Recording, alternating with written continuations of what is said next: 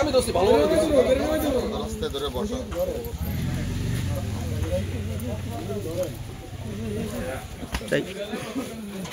মানিক ভাই সালাম দিচ্ছি আপনাকে। ভালো আছেন নি আপনি কাকা?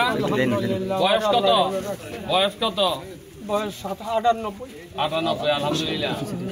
আমি ফেসবুকে আমাদের এই ছাত্র দলের ছেলেরা আপনার বাড়িতে আসছিল ভোট চাওয়ার লিগা, তারেক রহমানের জন্য দোয়া করার লিগা, খালেদা জিয়ার দোয়া করার লিগা।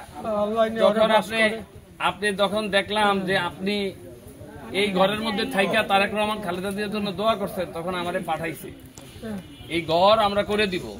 এখন আমরা কি তারেক রহমানের নির্দেশে শতবর্ষী রসুল গাজীর জন্য নতুন ঘর নির্মাণে উদ্যোগ নিলেন চাঁদপুর জেলা বিএনপি সভাপতি শেখ ফরিদ আহমেদ মানিক।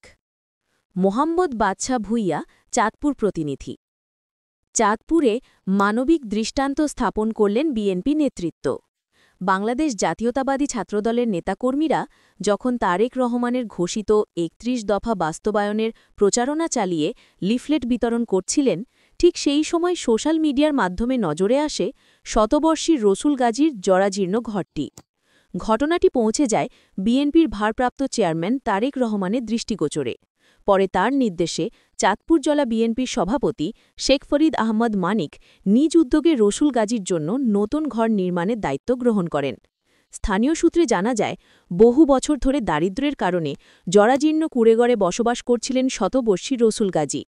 তারেক রহমানের মানবিক পদক্ষেপে নতুন ঘর পাওয়ার খবরটি এলাকায় ব্যাপক আলোচনা সৃষ্টি করেছে। বিএনপি নেতৃবৃন্দ জানান, দলের এই উদ্যোগ শুধু রসুল গাজীর জন্য নয়, বরং মানবিক সমাজ গঠনে একটি উদাহরণ হিসেবে কাজ করবে। ছেলেটা মারা গেছে তো ফুলার ঘরের বউ কই? এদিকে আসেন। এই ছেলে আবার মারা গেছে ভাই, কি জানেন ভাই? বড় ছেলে আবার মারা গেছে। দোয়া করেন অগরে, দোয়া করেন ওই যে ছাত্র দলে যারা আছে তারা, তাদের উসিলায় আপনি টাকা দিয়ে দেন। এই যে টাকা দিলাম দর মঞ্জুর না, এটা মঞ্জুর কাছে দিয়ে দেন। আর যা লাগে মঞ্জুর দিয়ে করে দিব, বাকি আমি এটা মঞ্জুর হ্যাঁ ইনশাআল্লাহ হয়ে যাবে। আপনি দোয়া করেন এই যারা ফেসবুকে পোস্ট দেওয়াতে এই আমরা কেন্দ্রে তারেক রহমান চোখে দেখছে এই ছাত্রদলের ছোট ছোট ছেলেপেলেরা, ঠিক আছে না? এটা কি আপনাদের যে ঝামেলাটা আছে এটা আমরা পরে নির্বাচনের পরে দেখবো। এগুলো কি হ্যাঁ কি দেয়